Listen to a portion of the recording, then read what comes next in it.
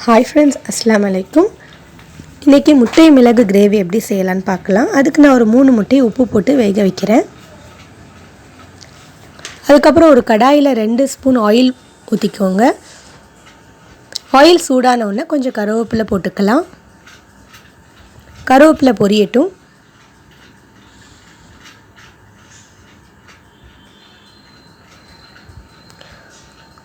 இதுக்கு அப்புறம் நான் ஒரு மீடியம் சைஸ் வெங்காயம் கட் பண்ணி வச்சிருக்கேன். அதை ஆட் பண்ணிடலாம்.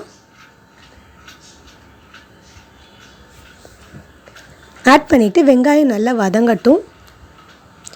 இந்த கிரேவி வந்து ரொம்ப சிம்பிளாக டக்குன்னு ஒரு 10 மினிட்ஸ்க்குள்ளே செய்யக்கூடிய ஒரு கிரேவி தான். மிளகு போட்டு நல்லா எம்மியாக நல்லா ஸ்பைஸியாக இருக்கும். இந்த கிரேவி தக்காளி சாதத்துக்கு மேட்ச் ஆகும். சாம்பார் ரைஸ் அந்த மாதிரிக்கெலாம் ரொம்ப நல்லா மேட்ச் ஆகும். லெமன் ரைஸ் அதுக்கெலாம் ஒயிட் ரைஸ் கூட இந்த கிரேவியை பரட்டி சாப்பிட்லாம், ரொம்ப நல்லாயிருக்கும். வெங்காயம் வதங்கின உடனே நம்ம வந்து 1 ஸ்பூன் இஞ்சி பூண்டு ஆட் பண்ணலாம்.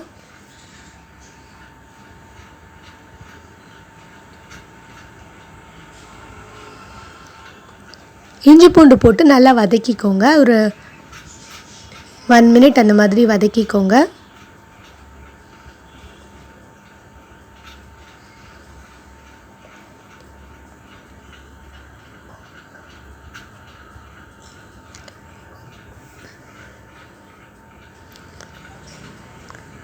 ஓரளவு வதங்கின உடனே இதில் வந்து நான் வந்து ஒரு 3 ஸ்பூன் நல்ல மிளகுத்தூள் ஆட் பண்ணுறேன். 3 ஸ்பூன் நல்ல மிளகுத்தூள், அதுக்கப்புறம் ஒரு 2 ஸ்பூன் ஜீரகத்தூள், 2 ஸ்பூன் ஜீரகத்தூள் ஆட் பண்ணிக்கலாம். அதுக்கப்புறம் ஒரு 1/2 ஸ்பூன் மஞ்சள் தூள் ஆட் பண்ணிக்கோங்க.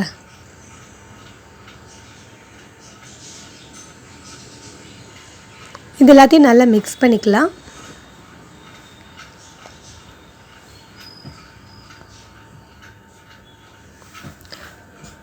ஒன் மினிட் அந்த மாதிரி நல்லா மிக்ஸ் பண்ணிக்கோங்க.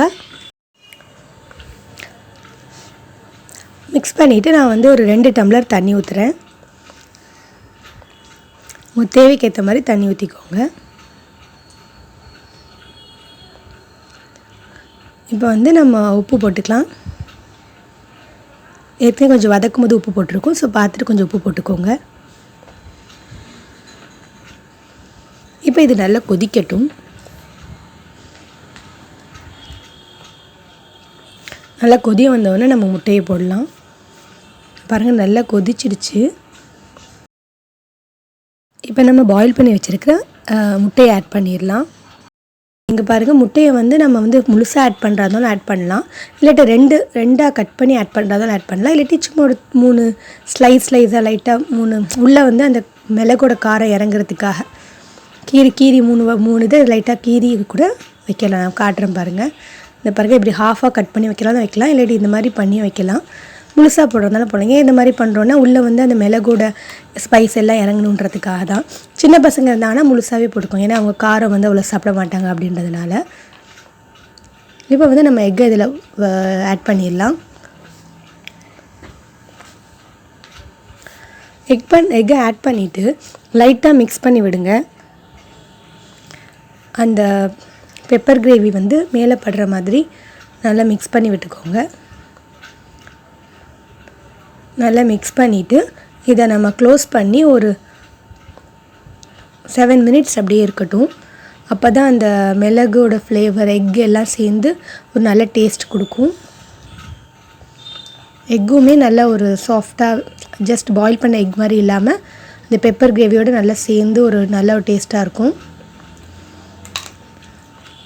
நல்லா மிக்ஸ் பண்ணிவிட்டு ஒரு க்ளோஸ் பண்ணி ஒரு 10 மினிட்ஸ் ஒரு 7 மினிட்ஸ் இருக்கட்டும். அந்த மாதிரி அதே மாதிரி 7 மினிட்ஸ் ஆயிடுச்சு. பாருங்கள், நல்லா எக்கோட கலரே உங்களுக்கு தெரியும், நல்ல டிஃப்ரென்ஸ் இருக்குது.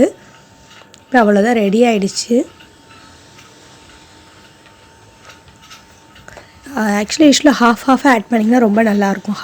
அது ஒரு எக்கை 2 ஹாஃபாக ஆட் பண்ணிங்கன்னா, பட் ஒரு சிலருக்கு வந்து உள்ளே ஃபுல்லாக மிளகு இறக்கி இருக்குன்னு ஃபீல் பண்ணுவாங்க. ஸோ அப்படி உள்ளவங்க லைட்டாக கீரி போட்டுக்கலாம். இப்போ நம்ம கொத்தமல்லி தூவி சர்வ் பண்ணிடலாம்.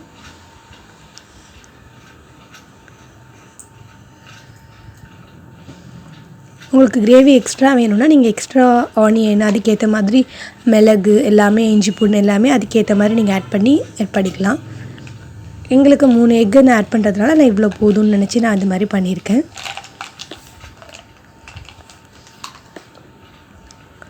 அவ்வளோதான், நம்ம வந்து முட்டை மிளகு கிரேவி ரெடி ஆகிடுச்சு. ரொம்ப சூப்பரான ஒரு சைட் டிஷ் இது. நான் சொன்ன மாதிரி வெரைட்டி ரைஸ்க்கு நல்ல சைட் டிஷ்ஷாக இருக்கும், ப்ளஸ் ஒயிட் ரைஸ் கூடயும் சாப்பிட்லாம், ரொம்ப நல்லாயிருக்கும். ஓகே ஃப்ரெண்ட்ஸ், இந்த வீடியோ உங்களுக்கு பிடிச்சிருக்குன்னு நினைக்கிறேன். பிடிச்சிருந்தா மறக்காமல் லைக் பண்ணுங்கள், ஷேர் பண்ணுங்கள், சப்ஸ்கிரைப் பண்ணுங்கள். தேங்க்ஸ் ஃபார் வாட்சிங். பாய், அஸ்ஸலாமு அலைக்கும் அண்ட் டேக் கேர்.